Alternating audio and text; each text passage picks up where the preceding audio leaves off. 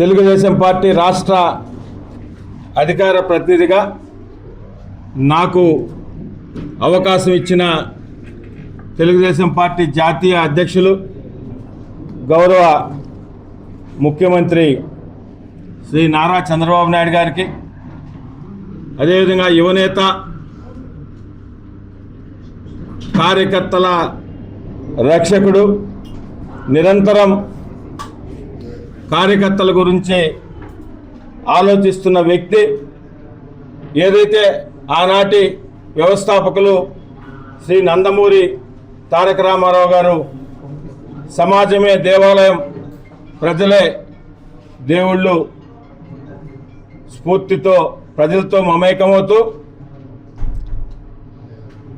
Telugu Desam party కార్యాలయం దేవాలయం, కార్యకర్తలే దేవుళ్ళుగా, కార్యకర్తలే అధినేతగా భావిస్తూ మా అందరికీ స్ఫూర్తినిస్తూ ధైర్యాన్నిస్తూ భవిష్యత్తును చూపిస్తున్న యువనేత national Telugu Desam party working president Shri Nara Lokesh గారికి, తెలుగుదేశం పార్టీ రాష్ట్ర అధ్యక్షులు గౌరవనీయులు శ్రీ పల్లాల శ్రీనివాసరావు గారికి, జిల్లా తెలుగుదేశం పార్టీ అధ్యక్షులు గౌరవ శాసన మండలి సభ్యులు శ్రీ బేదా రవిచంద్ర గారికి, ప్రతి ఒక్కరికి కూడా పేరు పేరున హృదయపూర్వకంగా ధన్యవాదాలు, నమస్కారాలు తెలియజేస్తూ పార్టీ పెట్టిన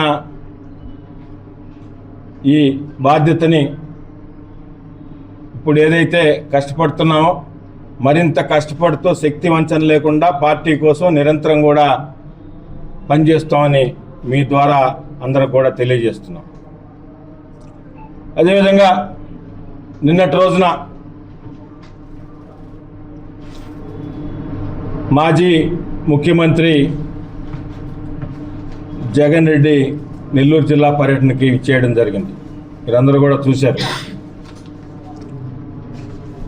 జిల్లా పర్యటనకి ఏ సమస్య మీద వచ్చినామో ఆ సమస్య గురించి కాకుండా ఏదో నోటికి వచ్చినట్టు మాట్లాడుతూ గౌరవ ముఖ్యమంత్రి శ్రీ నారా చంద్రబాబు నాయుడు గారికి వార్నింగ్ ఇస్తున్నాడు.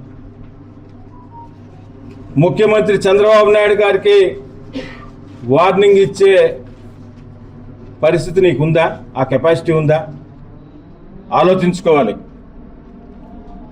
అదేవిధంగా చంద్రబాబు నాయుడు గారి కొడుకు లోకేష్ గారి గురించి కూడా మాట్లాడుతున్నారు. నీకు ఇంకొక పనే లేదు, నిరంతరం కూడా చంద్రబాబు నాయుడు గారు లోకేష్ గారు, లోకేష్ గారు, లోకేష్ గారు. అధికారం పోయి 11 సీట్లకు పరిమితమై నిన్న అక్కడ కూర్చోబెట్టిన వ్యక్తే శ్రీ నారా లోకేష్. ఈరోజు ఏం చేయాలో అర్థం కాక ఫ్రస్ట్రేషన్లో ఎంత వస్తే అంత మనం మాట్లాడే భాష ప్రజలు స్వీకరిస్తారా లేకుంటే ప్రజలు చేదరించుకుంటారా అని తెలియని పరిస్థితుల్లో మీరున్నారంటే దానికి కూడా శ్రీ నారా లోకేష్ గారి. ఈ రాష్ట్రంలో వైఎస్ఆర్ కాంగ్రెస్ పార్టీని కానీ మిమ్మల్ని కానీ ఈ స్థాయికి తీసుకొచ్చిన వ్యక్తి శ్రీ నారా లోకేష్ గారు. మీకు ఇంకొక పని లేదు. దేని మీద వస్తున్నావు, దేని గురించి మాట్లాడుతున్నావు అవగాహన లేకుండా ఏదో స్లిప్పులు ఇస్తే స్లిప్పులు తీసుకొని ఏది నోటికొస్తే అది మాట్లాడడం ఆనవాయితీగా అయిపోయింది. ఇలాగా మాట్లాడే గతంలో 2019, 2024 మధ్య ఇలాంటి భాష ఈ విధంగా మాట్లాడే మీకు ఆ పరిస్థితి వచ్చింది.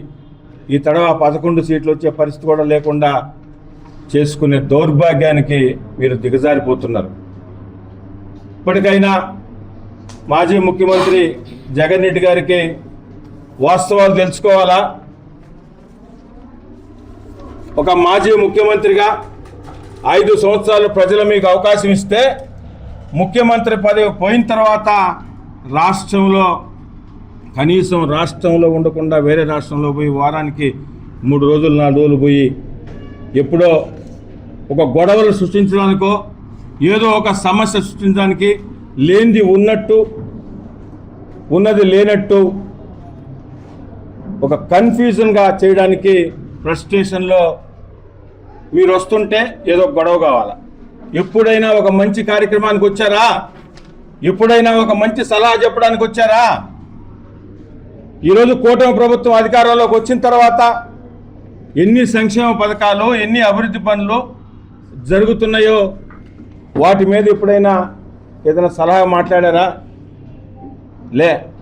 మనం వస్తాం, సమస్యలు పెట్టాలా, గొడవలు పెట్టాలా, ఇష్టారాజ్యంగా నోటికి వచ్చినట్టు మాట్లాడాల, భాష తీరు మార్చుకునే పరిస్థితుల్లో ఇంకా కూడా లేకపోవడం దురదృష్టకరంగా భావిస్తూ, అదేవిధంగా నిన్నటి రోజున మీటింగ్ పెడితే ఆ మీటింగ్కి వేలాది మంది ముత్యకారులు వచ్చారని మీకు మీరే సెల్ఫ్ డబ్బా కొట్టుకొని పోయినారు.